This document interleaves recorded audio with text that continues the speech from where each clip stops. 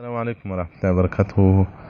ډیرو محترمینو په شخصي کې دا پوښتنه کړې ده، خو دوی نسوای کولی شرمېدل چې په عمومي کې پوښتنه کړې وای.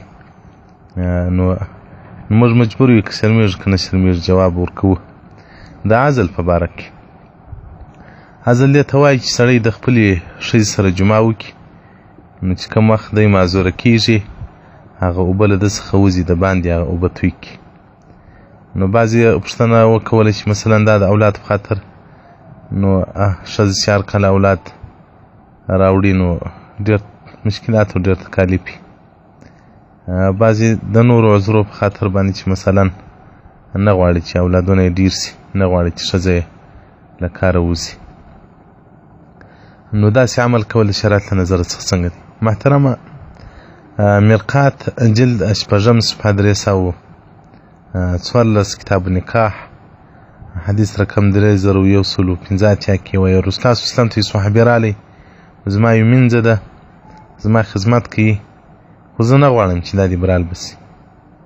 نو رسول الله صلی الله علیه وسلم بارک ته زه عزل وکړم، یعنې جمعه کوم اوبه د باندې بیا تویوم. رسول الله صلی الله علیه وسلم بارک ورته سره وکړه. هغه چې الله مقدر کړي دي هغه به خامخا راځي. که الله اولاد ورکوه که بیا اوبه دننه ایلاسي که د باندې ایلاسي الله به اولاد ورکوي. او دا چې اولاد نه ورکوي هغه چې بیا هر څو دوایې وکړي اولاد یې نه کېږي.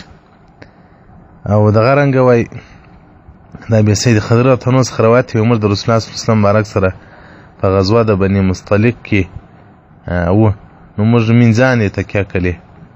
نو بیا موږ رسول الله صلی الله علیه وسلم بارک ته وویل چې موږ د مینځانو سره عزل کوو، ځکه دا چې دلته په دا جنګ و په دا سفر کې را حملې سره رالنګې شي، نو بیا موږ څه ډول د دې تربیه وکړو. رسول الله صلی الله علیه وسلم بارک ورته هېڅ پروا نه لري.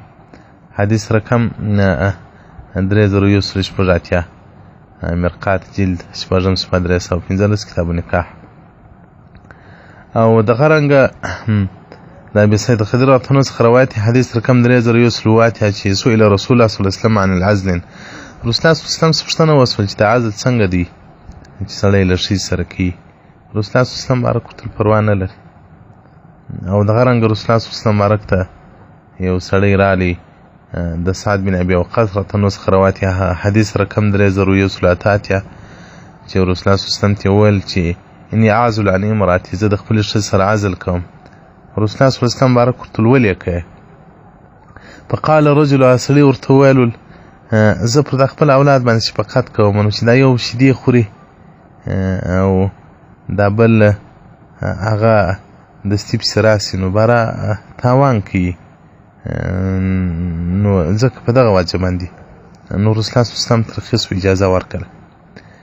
نو او دغه رنګه رد المحتار جلد 2 صفحه 411 مطلب په حکم العزل، هغه وایي یوه مینځه ده یوه حوره ښځه ده. په مینځه کې اجازه نه غواړي، هغه د بادارو د سید اختیار دی چې عزل کوي که نه کوي. یو حوره ښځه ده، په حوره ښځه کې د ښځې اجازه غوښتونکې ده، ځکه د ښځې شهوت هغه وخت وایي پوره کېږي چې هغه د نارینه اوبه د خپلې بیبي او رحم ته شوه سي. نو که د ښځې لخوا اجازه وه دا هم په دې قناعت کوو چې عزل وکړه، بیا هم محترمه بالکل په دې کې هېڅ مشکل نشته.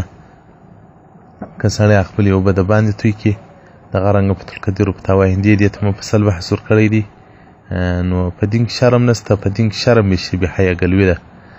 نو بس هغه څه چې موږ تاسې ورسره پېښېږو باید هغه موږ زده کړو. السلام علیکم ورحمة الله وبرکاته.